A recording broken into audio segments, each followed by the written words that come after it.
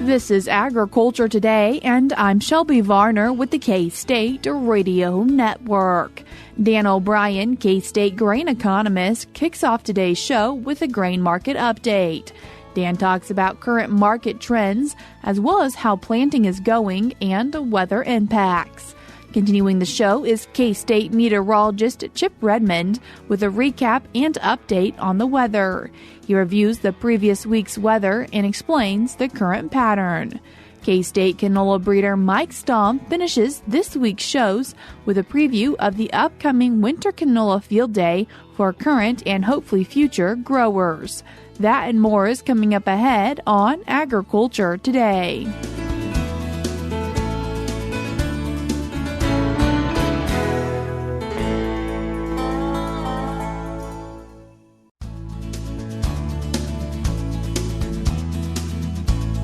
You're tuned in to Agriculture Today, and we start our Friday show with a grain market update. And this week we're joined by K-State grain economist Dan O'Brien. Dan, thanks for joining us today. Thank you, Shelby. Dan, getting our conversation kicked off with an overview of what the grain markets are looking like.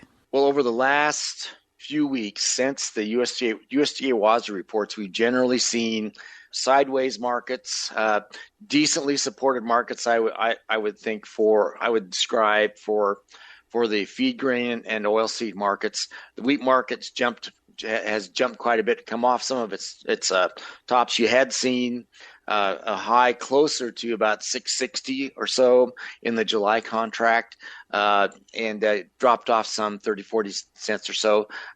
But I think for the wheat side, when you look at the rumors of dryness in overseas, the Black Sea region, and especially if you look at recent rainfall, drought monitor developments in the hard red winter wheat states, Kansas in particular, you really can see what the concerns of the market are.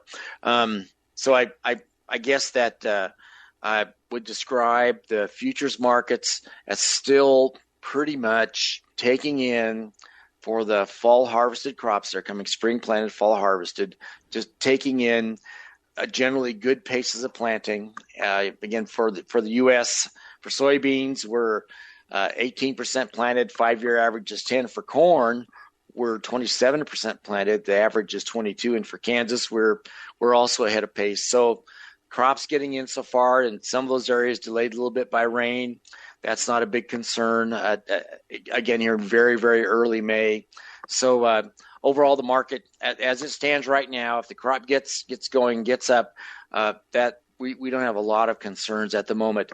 Our concerns really in the markets probably come later on when we look at some underlying dry soils, particularly in the central and eastern corn belt, and some of the forecasts that are out there that hold the potential for some pretty dry conditions. And mentioning dry conditions and people being able to get in their field and getting crops planted, what combination are you seeing with planting and weather? Well, the concern that's been being voiced has been not so much the short run here, but once we see the transition from what we call an El Nino type condition to an ENSO neutral, dealing with southern oscillations and all sorts of weather terms, that transition is likely to happen during April and June, but then the developing La Nina condition heading out into July, August, September, right during, again in July, pollination, flowering, pod setting, start a pod set for soybeans out into August, and then just fill for both of those on into September. You have in essence reliable, credible ag meteorologists stating that, hey, there's some concerns out there. And obviously the markets, as we look at them, they're not corn and soybeans. They're not hopping higher, expressing much of that volatility. I think they're in very much more of a I guess a myopic view of what's right in front of them. We'll deal with that risk and uncertainty when it comes. So you really don't see a lot of that expression about major crop worry coming in yet. But these will be the things that we look at daily, weekly, monthly from now through June, July, and August. We had a webinar earlier in the week out of K-State. It's one of our Winning the Game webinars. And one of the people asked, those attending asked the question, well, will we have our normal May, June highs in the grain markets? And this year for futures, for corn and soybean futures. And my thought was that, given the warning flags being raised about later in the summer, I would not be surprised that the highs that we would have if we get any risk, any actual fulfillment of some of those projections, highs probably would be later in the summer, more July and August. And of course those with new crop bids, they can wait on that generally, but for old crop, that's a challenge because do we hold old crop grain in storage for corn? If people still have soybeans, they have some wheat, some sorghum, do they still hold that, waiting for that potential of a weather-driven rally out there in the summer? And probably financial needs to drive them to sell ahead of that, except for whatever they can afford to hold on for the long term. As we are talking about weather, Dan, and we've had some severe weather in Kansas and in our surrounding states, do you see that having an impact on the grain market? In most cases, unless we just have pervasive, widespread hail or such high winds, like a Derecho wind back in Iowa that knocks more mature crops down, we're really not paying so much attention to the damaging storm, more attention to where we got moisture. Generally, if the crops just aren't severely damaged by the high wind conditions and or hail and such. So this early on, we're probably looking more at the moisture that's coming. Look at wheat for wheat heading again. When you get weather like that, you ask the question, well, where are we at in terms of maturity? And in Kansas right now, April the 28th, it shows, I see a number that it says it's 33% headed. And that was a huge jump from where we were on April 21st. So a jump from 4% headed on April 21st and the warmer weather that happened to 33% headed suddenly. So if it's headed and you have reproductive parts having shown themselves on the crop, then hail comes in, tears it up, and if it would happen to fall, and then you've got then you're involved in crop insurance basically. So it's a good question. Does severe weather affect these crops? The further along they are, the more of the stage of year, the more reproductive parts are out there above ground, then it can damage things quite a bit. And taking a look forward now to a WASDE report that will be coming out May 10th, and some numbers you're expecting to see there. The USDA in that May 10th WASDE report, week from today, on Friday, 11 o'clock in the morning, will be the release as something happens. It'll be the first time the USDA WASDE reports for this year show the new crop 24-25 balance sheets. So still dealing with issues on the old crop side. Those are mainly usage oriented, but at least it looks like to me, given the prospective planting acreage numbers that came out on March 28th, that the USDA is probably projecting about a 15.3 billion bushel, about a 15.3 for this marketing year. Was last year's harvest. For this one, about 14.9. That's at 181 bushels an acre. In my own thinking, if you just go with the record high we've ever seen, 177.3, you're down to about 14.5. Anything less than that, we're somewhere between 14 and 14.5 billion. And ending stocks, instead of being basically at about either 2-3, for anywhere from 2 billion up to 2.3, then you're below that. So my own view, Shelby, is that we're at risk to see markedly less and ending stocks, tighter stocks to use, and a bit higher prices than the USDA is probably going to say conservatively on that Friday report. I would say also for soybeans, their USDA projections probably for this marketing year, given acreage and their yield assumptions, about 360 million bushels, about 8% stocks to use, about 11.20 on their price. If we don't get that record high yield for closer to 50, which is still a pretty good U.S. yield, things tighten up considerably. It gets pretty quickly down below 200 million. Prices moving $1 or $2 higher than USDA's very conservative projection. So you got that. And then for wheat, we have issues afoot with regard to what the yields will be for hard red. Again, that's right now. It seems quite early to go guesstimating that. But whereas the USDA basically said $6 is their projection, it looks to me like we still have an opportunity for a lot shorter supplies. If the Russian issue comes into play, stronger demand, and prices instead of $6, something more like $7. Now, and people look at you and say, you must be crazy. Cash price, even new crop bids for wheat right now are hovering around $6. But the world numbers and the dry prospects we have for wheat in parts of the state, other issues to be dealt with, at least hold up the possibility of higher prices. So we shall see, I guess, how that plays out. Dan, I appreciate you taking the time to join us today and give us our grain market update. Thank you, Shelby. Appreciate it. That was Kansas State University grain economist Dan O'Brien. If you'd like to check out his recent Winning the Game grain marketing webinar that he did on April 29th with Kansas Farm Bureau's Mark Nelson, I will put a link to it in today's show notes on agtoday.net, or you can also find it by going to AgManager.info. Also in today's show notes will be a place where you can see work from Dan O'Brien, which you're also able to once again find on AgManager.info. We're cutting to a short break now on Agriculture Today, but when we come back, we'll be joined by K-State meteorologist Chip Redmond as he recaps the recent severe weather we've had in Kansas and also gives a preview for what we can be expecting moving forward. We're now cutting to that short break.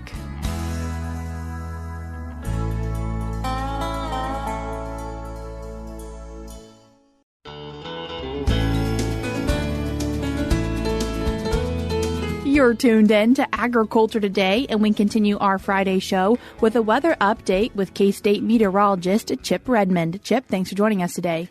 Thanks for having me. Chip, having a little bit longer of a segment with you today because we've had quite a bit of severe weather in this past week. Yeah, spring has finally shown its unfortunately ugly face. We needed some moisture pretty badly across the state, and when we get moisture late April, early May, that tends to bring with it the opportunity for severe weather. And we've been really concerned about severe weather. We've been mentioning it time and time again with the transition from El Nino to La Nina and the timing and just the overall underlying weather and climate conditions were favorable.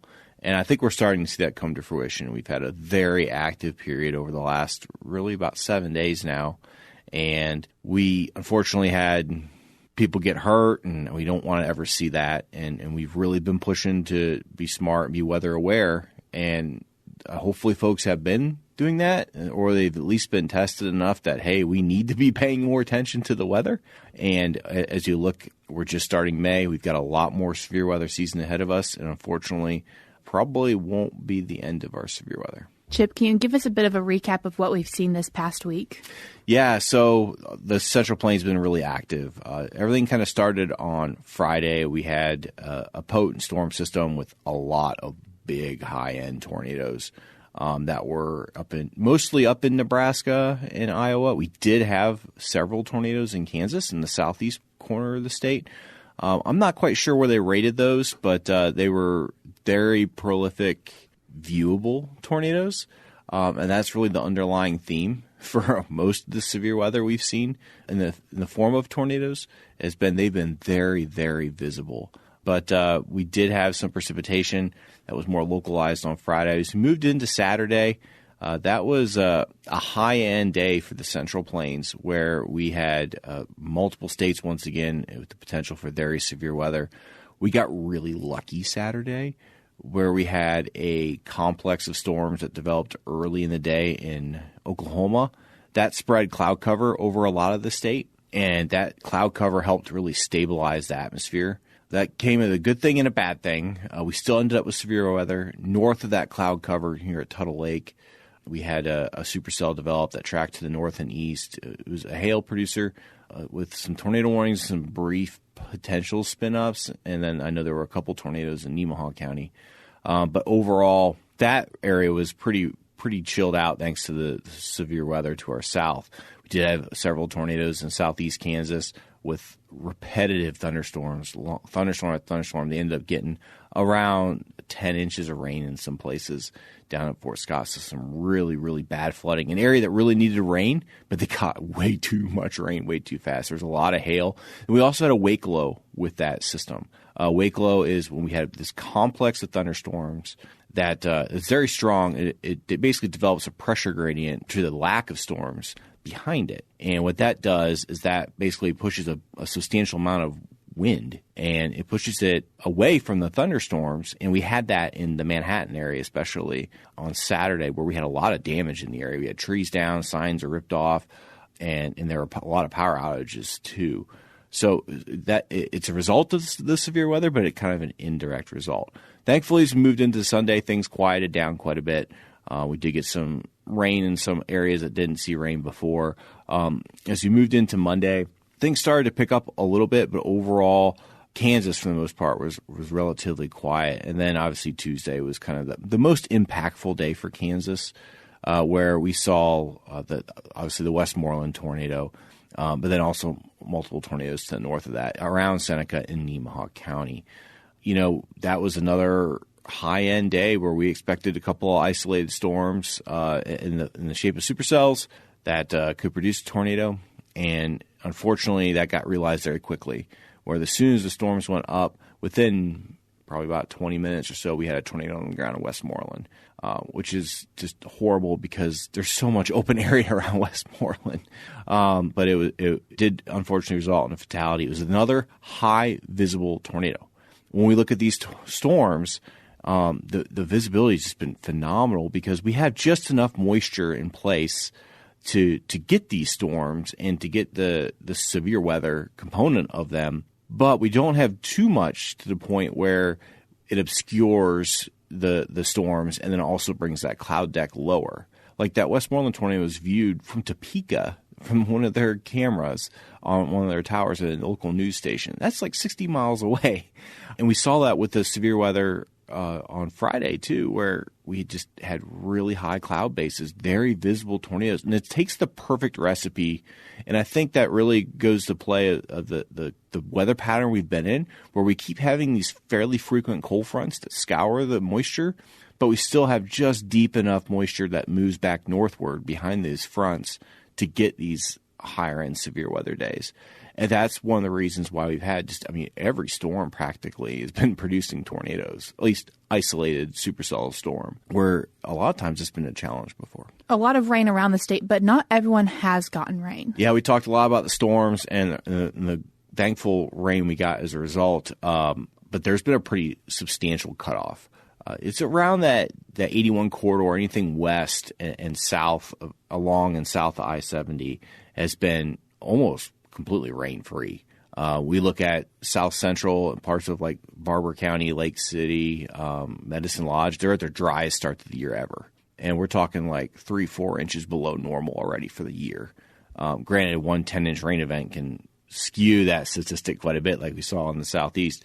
But we're seeing big impacts and flash drought. And we've seen rapid degradation in the drought index, where we've gone from no drought conditions to widespread severe drought for most of South, Central, and Southwest Kansas. We're unfortunately seeing that result in a really bad wheat crop is going downhill very quickly. In fact, in some places, it's already being considered a failure. So it's been there's the haves and the have-nots. So really a mixture of some drought monitor improvement and degradation? Yeah. And when we look at this overall pattern, while it's conducive for thunderstorm activity, it typically has a dry line that deviates where that thunderstorm activity starts and then drier conditions to the west. And that's been right over Kansas every time. And are we going to continue to see this severe weather pattern? Yeah, so we're still in that transition period. We still have a very conducive split flow, and we're going to have more severe weather. We're going to have a couple days of a little bit more lull on Sunday, and late Saturday. And then right again, we're already got a severe weather outlook for Monday of potential high-end severe weather. And it looks like there might be a multiple-day episode in there that might go into middle of next week. So until we break this pattern, we need a big pattern change that reduces that El Nino influenced subtropical jet, and we get we need a bigger storm system, just kind of wipe everything clean. And we're not getting that because we just don't have stout air mass. We don't have a stout cold air mass to our north. We don't have a stout warm air mass to our south. We just have kind of moderated air masses. And so that's allowing for an active pattern of multiple storms, but just not one big one that would just kind of reset the cards. Should people then be expecting to possibly see some more high winds, possibly tornadoes and hail? Everything's on the board at this point. We've seen the potential in the atmosphere this year. I just will unfortunately see we had softball-sized hail on Wednesday night in western Kansas, and we've had tornadoes now multiple days. I expect it to continue, and honestly probably through at least mid-May. After mid-May, what can we expect to see? Yeah, so things are getting a little bit more well-defined. The Madden-Julian oscillation, I think, is going to play a role. It's been pretty much negligible over the last several weeks, which is why we've been in a stagnant pattern. It looks like it's going to start to strengthen and start to shift east. And what that would do is potentially give us a period of calmer weather for a little bit, but then could bring much more widespread moisture, not necessarily severe weather, but moisture. But that's got to get this far east, and that's been a struggle with El Nino so far. And after that, I think that's kind of the last glimmer of hope. I think we have El Nino. It's almost to neutral now, and we're still projected to be La Nina by the summer. And with drought already really taking hold to our southwest Kansas and south central and further south, very concerned that we're going to flip the dry come early June, and we might really struggle. It doesn't mean we won't get any rain. It just means that we're not going to get enough rain, and we're going to be warmer than normal. As we round out today's conversation, Chip, wanting to remind people about what they need to think through when it comes to severe weather, as we can still be expecting some in the future. Yeah, unfortunately, a reminder in our backyard, we need to have multiple ways to get warnings, and you just need to be weather aware. You need to know when the storm chances are for severe weather. I know there are a lot of folks in Manhattan that were shocked that there were tornadoes, even though the sun was out, because it didn't hit them. Well, that line can be very, very thin.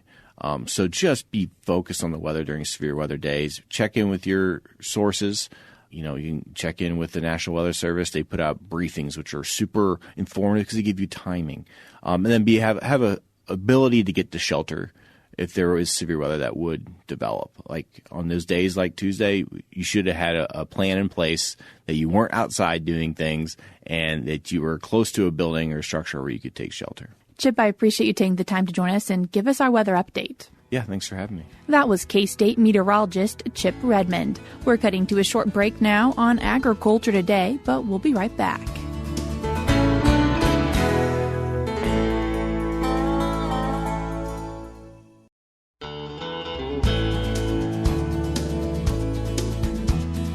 You're tuned in to Agriculture Today, and we finish up our Friday show talking about an upcoming field day. And to talk about it, we're joined by K-State canola breeder Mike Stamm. Mike, thanks for joining us today. Yeah, glad to be here. Mike, what is this upcoming field day? So on May 16th, we're having a canola field day at the South Central Experiment Field near Hutchinson. So this is a major research site for the canola breeding program, and so we wanted to showcase some of the activities that we have going on at the field. And early on in the season, things looked really good at this field, and hoping that we catch a rain here the next couple of weeks to kind of spruce things up a little bit. I know everything's starting to look a little bit stressed around the state where we're not getting rain. But I still think with what we have at the field, with the research and the variety testing, I think it'll be of interest to growers that have their eye on winter canola again. What is some of the discussion that will take place then at the field day? So we're going to talk a lot about variety development and what we're doing with the breeding program. Certain things we're going to highlight are some of the potential releases that we'll have hopefully in the next couple of years, as well as a lot of the work that we're now doing with hybrid parent line development. So this is something we've undertaken over the last 8 years or so, and we've made some great strides there. in developing potential hybrids that are well adapted to our environmental conditions. And so that's a project that I have a lot of interest in. And so we have lots of different variety tests with both hybrids and commercial varieties available for growers to see. A lot of opportunity then for attendees to also ask questions? Of course, we want growers to ask questions about canola, specifically with harvest coming up quickly. I know there's going to be lots of questions related to that. We haven't had as many canola acres as we would have liked over the last few years now, and so definitely a need for some reminders on the appropriate ways to harvest the crop. And so we'll be glad to answer questions about that particular activity that's coming up here this spring, but then also related to variety development and some of the other research we have going on with winter canola. A field day then for people who are already growing winter canola, but those who might want to learn more about it and possibly grow it in the future? Absolutely. Anybody that has experience or would like to learn more about the crop, and we encourage them to come on out. We've invited some of our industry input suppliers, and so hopefully representatives from seed companies will be there, as well as Schooler, who, of course, is opening the crush facility here in October of 2024. They're one of our primary sponsors of the field day, and so they will be there also to talk a lot about the marketing and delivery of the grain here come harvest. For people who would like to attend, what does registration and RSVP look like? We would like an RSVP because there is a free lunch with the field day. And so if people would contact the Kansas State Agronomy Extension Office here on campus, either through email or by a phone call, we would sure appreciate a head count on who's going to be there. The Great Plains Canola Association is sponsoring the lunch, and they will also be there to talk about support of canola in the region because they have been an important stakeholder as we've seen the canola economy ebb and flow here in the Great Plains. You mentioned that this is taking place on May 16th, and when does it get started that day? So the field day starts at 10 o'clock, and we'll begin with presentations in the field, and then we'll have lunch around noon. Where exactly is this taking place then? So this is at the South Central Experiment Field, and the actual address of that is 10620 South Dean Road, southwest of Hutchinson, approximately 7-8 miles. It's pretty easy to find, and we just encourage you to come out. Mike, I appreciate you taking the time to join us today and share with us some information about this upcoming Winter Canola Field Day. Great. Glad to be here. That was K-State canola breeder Mike Stamm talking about the Winter Canola Field Day that's happening near Hutchinson on May 16th. It is free to attend. However, they do ask that you RSVP, which you can do so by sending an email to sprite@ksu.edu or by giving a call to 785-532-5776. I will link all this information in today's show notes on agtoday.net. That's all we have for you today on Agriculture Today, but we'll be back with more for you on Monday.